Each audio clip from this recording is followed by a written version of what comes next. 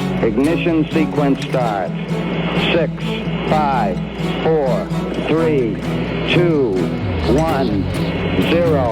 Liftoff. We have a liftoff.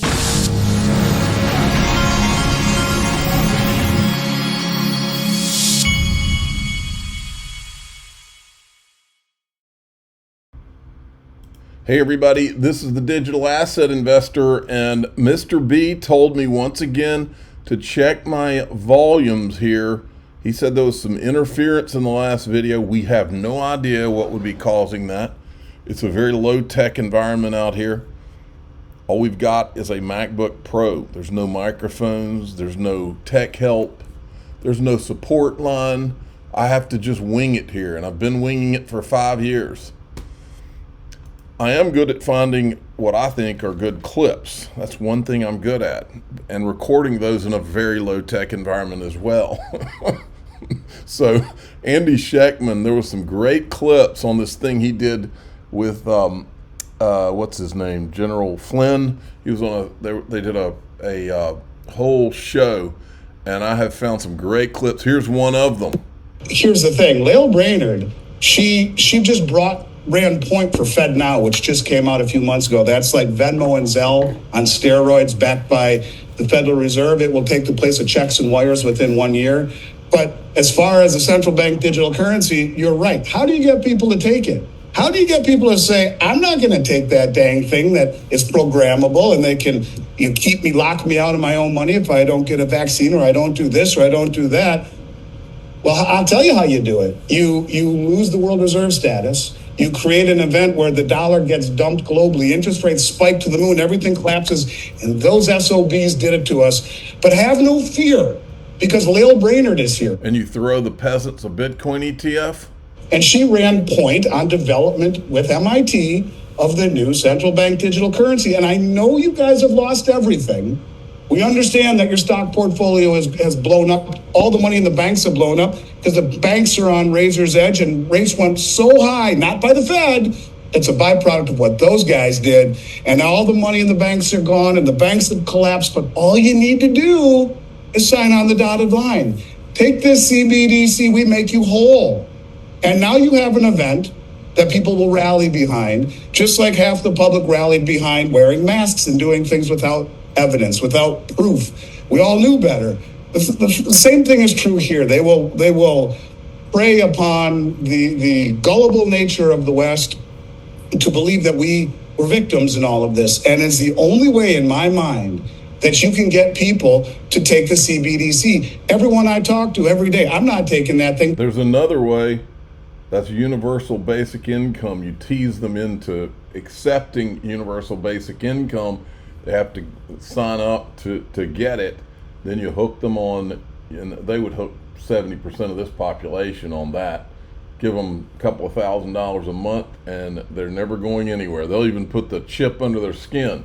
What happens if the dollar blows up the way that I mentioned? Because we're going to lose the reserve status or the petro status, and no one has to hold dollars anymore. And every country in the world has had to hold them for 50 years. Boom, they dump them. Massive inflation, interest rates spike, everything collapses, including the banks. Have no fear. Sign on the dotted line and you'll be made whole. So I do think it's coming. The BIS said everyone needs to have one. It was written into executive order. It's coming. If you take all of the global GDP, all of it, 95% of the global GDP, or the countries that stand behind it, every single one of them have a CBDC either operational or in development. It's coming, and either you get prepared for it best you can, or you get run over by it. And I think that is, I agree with you. This is intentional. It's too stupid to be stupid otherwise. He's right. Too stupid to be stupid. Now, this that he says right here, I was taught this exact same thing. It's I'm not a financial advisor, but it's advice he's giving, and I've been following this type of advice for my whole life. When I started this company with my father, I was 19 years old. He told me there will only be one rule or he'll fire me. It was the greatest gift he ever gave me. And every time I hire someone, I share this story and say the obligation will be yours as well. And that is, I needed to buy something, some form of precious metals every paycheck. I don't care if it's 1 ounce of silver or not. and let the laws of compounding work for you instead of against you. And I have done that for 34 years. I have never missed a 2-week period. To me, gold and silver is not an investment. It is wealth that has outlived 2 world wars, German hyperinflation, the Great Depression, every pandemic, frankly, everything the world has ever thrown at it. So I think, when I say buy precious metals, there's obviously there's that reaction, there's that skepticism while he's talking his book, but I'm not. And I will tell you that it's the greatest gift my father has ever given me. And for the people who have worked for me for many years, they tell me all the time, thank you so much for making me do this. I understand how you pay yourself first. And if you don't pay yourself first, if you don't try and force yourself into a regimented form of savings, like the BRICS are doing. BRICS started 17 years ago. This is not something that just came out of the ether. Little by little by little by little by little, the accumulation of something outside the dollar system, and I would argue the dollar and this current system is very close to the end of its run. And if that's true, then owning things to whatever degree you can outside the system and paying yourself first and being regimented about it is exactly what. Hard assets, gold. Miles Franklin, his company is one of my sponsors. Code DAI Gold, info@milesfranklin.com, or call 952-929-7006 to get the best pricing. Looks like one of the reps thinks all the Dems should pay back that FTX money, stolen FTX money from his collapsed empire. Most of this money went to Democrats, to be clear here. Prosecutors submitted a letter in Manhattan federal court Friday that said that much of the evidence that would be offered in a second trial was already offered in the first, and it can be considered by the court at the defendant's March 2024 sentencing. But you were critical of this decision, Congressman, and you wrote on X that politicians should have to return the stolen money because, again, stolen money that was not Sam Bankman-Fried's money to give away. And then you say we won't know how much politicians he bribed or whose campaign he has influenced, and that sigh of relief you're hearing is from the deep state. Can you comment further on this, on your comment, sir? Yes, ma'am. That was on my X account at Tim Burchett, actually, because what had happened was when the court stepped in and said there's not going to be any more further investigation, they were closing in on campaign accounts that were created through Sam Bankman-Fried's billions of dollars that he stole and that he will not be held accountable for. And those politicians who took that money will not be held accountable either. And it's both parties. We had Republicans apparently in our former leadership that what I was told used some of that money to go after conservative Republicans and to and live a lavish lifestyle. And so I think that the public has a right to know when they went after. Makes you wonder why all these Republicans are stepping down right now and announcing that they're going to retire from Congress. $540 million of leveraged positions liquidated in the Bitcoin and crypto in just 4 hours. Now, this guy right here is from Bloomberg. He's talking about the, you remember the news that came out from some random company about, they might not approve the Bitcoin ETF. This guy says, people tagging me like crazy on this rejection report. We have heard nothing to indicate anything but approval, but I want to give the guy benefit of the doubt, so I'm asking if he has any sources or if he's just speculating. Seems to be a Bitcoin bull and recently tweeted. At this point, saying SEC rejecting it isn't just going against, who's this?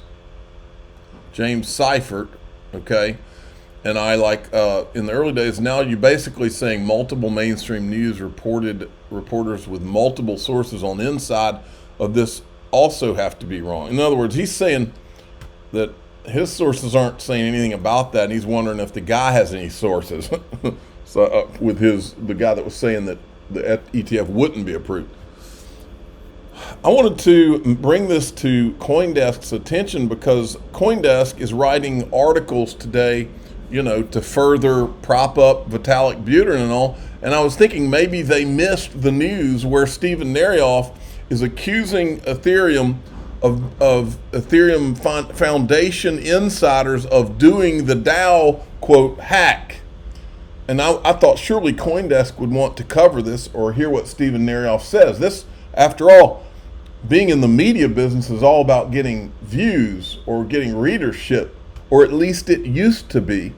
Maybe now it's about someone paying to get you to write the stories they want you to write, instead of actually being a media outlet that needs readership and views to grow.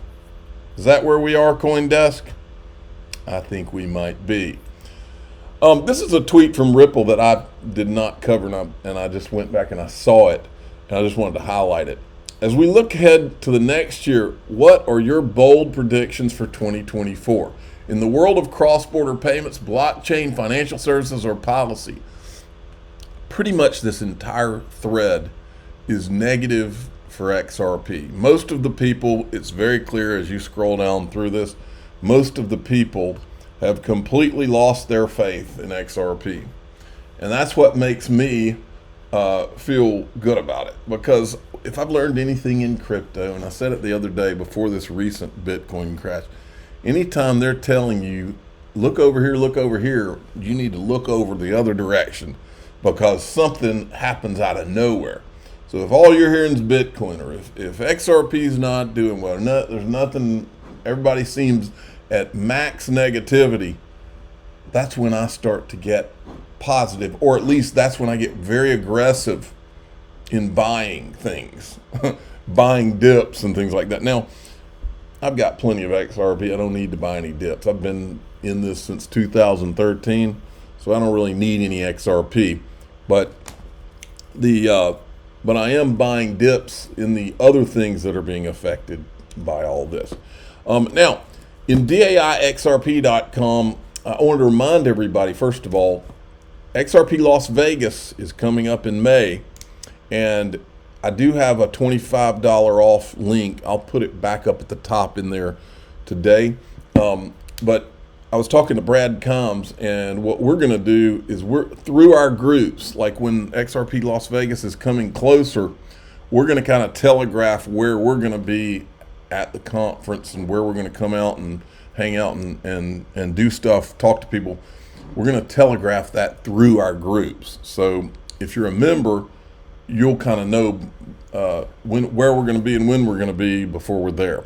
That's kind of one of the things we're going to do. Now, in the group today, what I'm going to be talking about, there's more going on with the island guy, but I'm also going to give you one of my theories about all the things that are going on in there today. I'm the digital asset investor. I'm not an investment advisor. This is for entertainment purposes only. Please subscribe, hit the like button, tell your friends and family. Here we go.